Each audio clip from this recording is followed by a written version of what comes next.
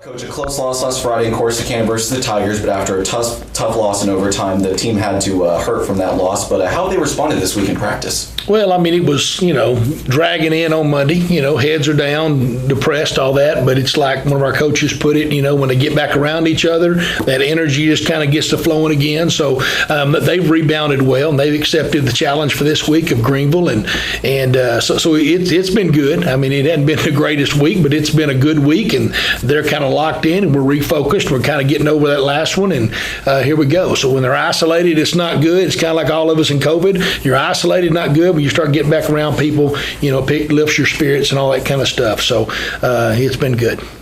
And then your team had a pretty good reason to be excited for the Cup coming with this Friday's game with Greenville. The offense did stall in the fourth, allowing Corsicana to get back in it. Several aspects of the Wildcats game looked the best they have all season long. We've talked about explosive plays. They had, at least as far as I could tell, 5 20-plus yard plays in the loss. The 38 points scored in the loss is a season high. And Brady Driver, of course, accounted for all 5 touchdowns, 4 through the air and 1 through the ground. Then moving over to the defense, got a couple of big stops, a couple 3-and-outs, 2 of them, and then on special teams, consistently able to pin the Tigers deep in their own territory. So lots of good things to build on from last week. Yeah, it is. I mean, just a couple things, just some big plays there. We got to finish drives. We had a turnover down there deep. Looked like we were going to get points out of it, and that would have been big for us. So, we just can't overcome some of the big plays that we're giving up on defense right now. And then offensively, there's certain areas that we do stall out or have a turnover that have been costly for us. So those are things we're still trying to improve on and get better at, and continue to improve. And we are improving as a football team. We're getting better, getting closer, all those kind of things. Just got to finish the deal. And so many times it looked like we had it done the other night, and then they found new life, and were able to make big plays and like you said, stay in it and give them life and switch momentum back over to those guys. So we got to finish the deal.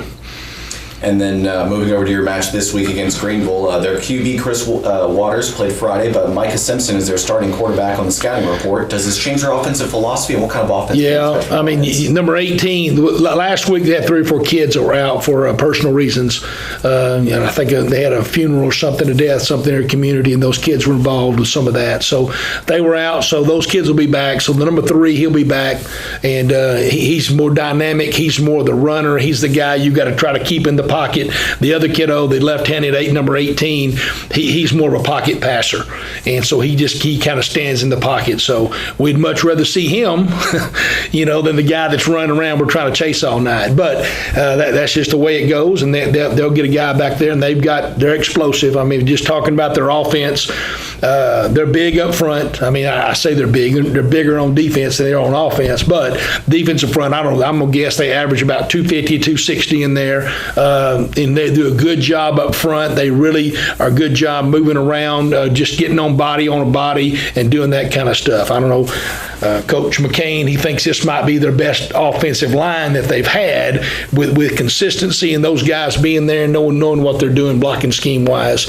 Again, they still have guys that are fast and they can explode, so we have to tackle extremely well. We've got to attack the point of attack, and we got to get the guys on the ground and not turn them loose. Guy throws the ball well enough to keep you honest, so they've got a stick game and all those kind of things. Get the ball to. They're not a prolific passing team, all right, but they throw enough to keep you honest on certain things that you can't cheat and really stack the box on them too much, because then they'll take advantage of that. So it's a challenge. We got to tackle well, got to line up. Last week did not get off the field on third down. Too many third downs, so we gave up in third instead of getting stops. And again, that just wears you out defensively. That gives them more momentum, those things. So defensively, get off the field on third is the goal. And then you might have been referencing this and some players being out last Friday due to personal reasons, but a couple of key players such as wide receivers, Moria Nelson, DeGarry Anderson did not play last Friday, and with that, Zadarine Tyson might have been pronouncing that wrong, but became the go-to guy. What have you liked that you've seen on tape from Tyson, and do you expect Nelson and Anderson to suit up Friday for Sulphur? Well, you got to tell me some numbers. I don't know. You're talking names, and I don't do names. So. Yeah, I can blame you. So four's a player. That's Tyson. Okay, he's a player. 13 is Anderson. He's their top receiver. He's a guy that gets it, and again, they throw quick passing game things to him, and those kind of things. They get the ball to their playmakers, and their playmakers, what we talk about, those explosives, 20-plus yards, those guys are really good with the ball in their hands. So they're doing a good job. They'll throw some little pop passes, all right, coming across the fast motion stuff, just pop it up to them. Again, just put it in their hand, and they may stick their foot in the ground and in reverse field, so both sides better be ready and take care of your responsibility, and we've got to keep our feet moving on open field tackles. Still an emphasis of ours is getting guys down in open field. So those things are big for us, and what you just listed off, those are their guys. That's the guys they want to get the football to.